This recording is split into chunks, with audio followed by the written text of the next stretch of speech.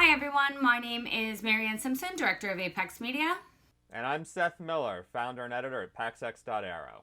And you're watching week 3 of the weekly wrap. If you're watching this on the day it's released, today is May 7th, 2020. Now, before we dive into some of the stories that Seth and I wanted to talk to you about today, I think I would be remiss in my duties as a journalist if I didn't ask you a few questions, Seth, about that awesome collection behind you.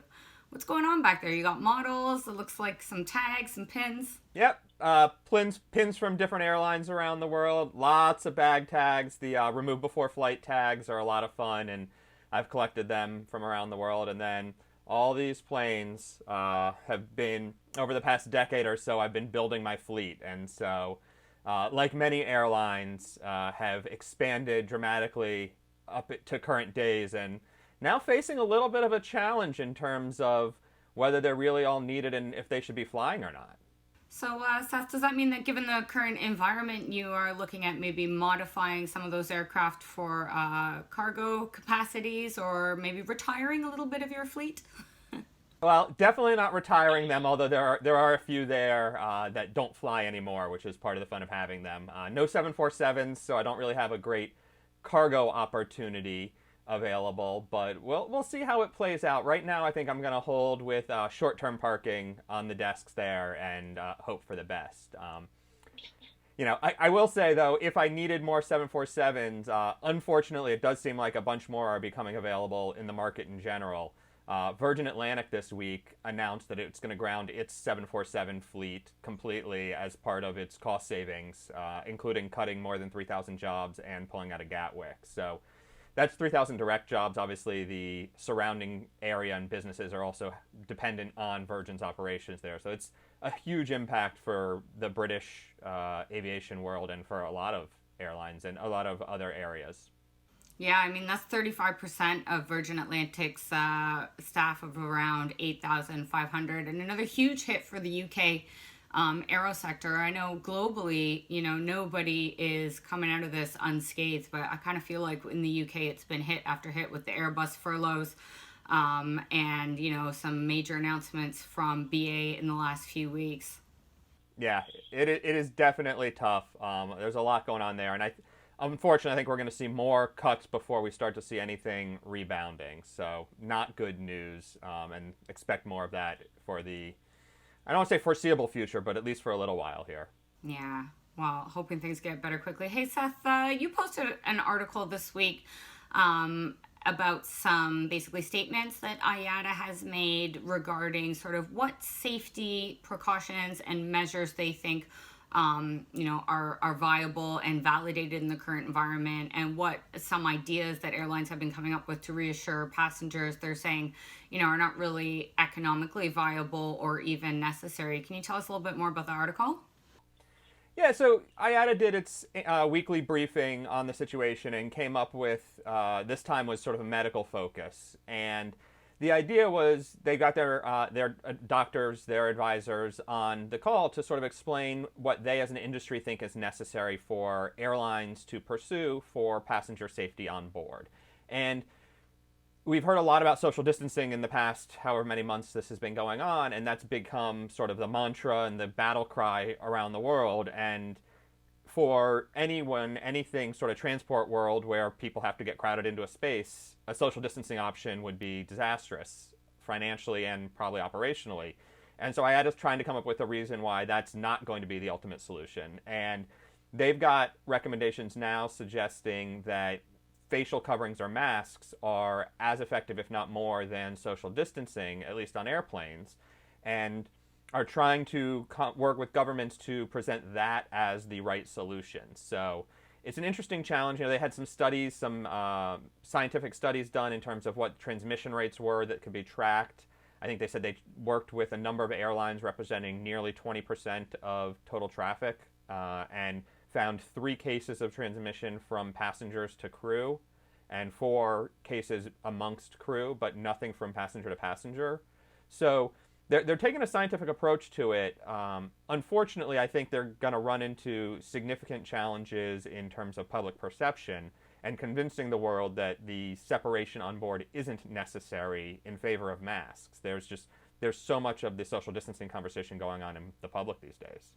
Yeah, I think a lot of their theory sort of revolves around people staying in their seats and remaining forward facing, potentially people eating at different times, so not everybody having their mask off at the same time, modified catering procedures.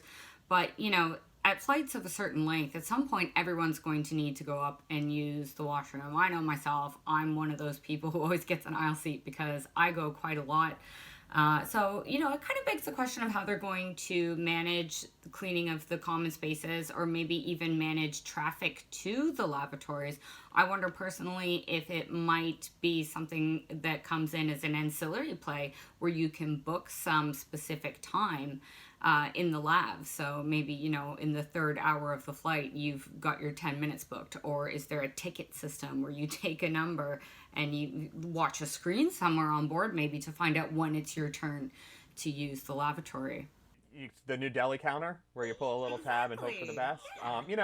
I think logistically none of those are going to really work out. The only thing I keep coming back to is Sir Michael O'Leary's joking or not about wanting to charge for lab access on the Ryanair planes, and he might actually finally get justification to do so. That's both worrisome and very amusing to me. But the other challenge here is with all of this going on, I just feel like the talk about social distancing, we are seeing some really interesting and creative innovation from different suppliers and developers in the market. And the latest one we have is from Factorydesign, coming up with a concept called Isolate, which is a really interesting sort of seat divider option that you brought to my attention.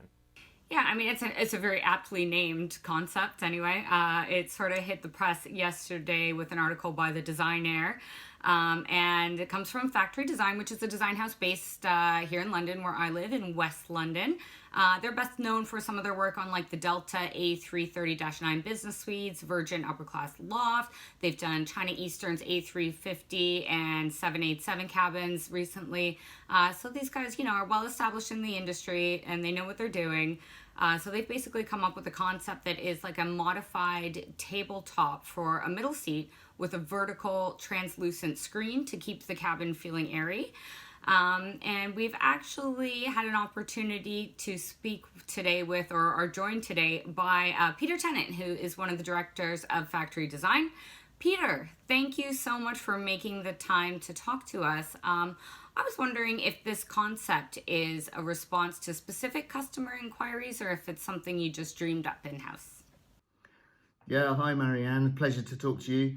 Well, as you can imagine, we've been talking to lots of our customers, airlines in particular, about what we can do to introduce new features to encourage passengers to fly again and to keep them safe when they do. This idea is largely provoked by Delta's announcement to block out middle seats and others doing the same. You'll be aware of the BA table, which is an insert, and it's an extension of that idea really. We've never been huge fans of wasted space on a plane, so we felt if we could enhance that idea, provide a bit of extra separation, then it'd be a worthy product. All right, and I'm sure you're expecting some high levels of scrutiny on matters like certification and other practicalities. Peter, can you share your thoughts on that? Yeah, of course. Anyone involved in aviation will look at it and immediately realise there are certification challenges. There's occupant injury, FLAM, etc. But we have been in conversation with our friends at SWS Certification, and there are challenging issues, but they're not insurmountable. If the right partners emerge, then it's definitely an achievable product. It's definitely a really slick design, Peter. Really interesting. I'm curious. I don't think anyone really predicts that social distancing is going to last forever. Do you see a use for this longer term after the sort of COVID crisis is a divider in a sort of Eurobiz sort of environment? Yeah, hi Seth, thanks, that's kind of you. I mean, of course, yes, it does provide additional separation in this COVID era. That's initial intention. But yes, privacy has been a huge item on the airline's agenda over the last 5 or 6 years, and we could absolutely see it having life in a post-COVID era. as adding passenger benefit, particularly in say economy plus or a short haul business class product. Definitely. Very cool. Well, we'll have to look and see. Maybe we'll find isolate flying on airplanes sometime soon. Last topic we wanted to get into today is about some of the bailouts and the money that's coming to airlines from different governments. And for the Air France-KLM consortium, we've got money coming from the French government and from the Dutch government. And unlike in the US, where it was sort of a bit of a blank check, both of those governments are putting restrictions on what these airlines can do and how they can operate. In France, there's a lot of focus on environmental changes. There's been a push to ensure 2% of the fuel is sustainable, which is interesting just given total production volumes these days aren't high enough to support that, and investments are potentially dropping off as people are running out of money right now during this crisis. But there's also an interesting push towards restricting some of the flights that Air France can operate in terms of passengers traveling on short-haul flights. They're trying to make more passengers take the trains where that's viable on point-to-point routes. So I like the idea of pushing sort of this multimodal transportation concept, use trains where it's more efficient and makes sense, but that's not really viable in a lot of places globally. And I'm curious, just, Maryann, I know obviously London has had some trouble getting its rail system upgraded and it's been delays, and other places in the world. Do you have any thoughts on how this would play out and sort of where the value of some of these changes? Yeah, well, I think it's interesting what they're saying is as soon as there's a rail alternative to domestic flights with a duration of less than 2.5 hours, 2.5 hours is still a pretty long flight. I don't know when we're going to see viable rail substitutes for flights like that across the board very soon.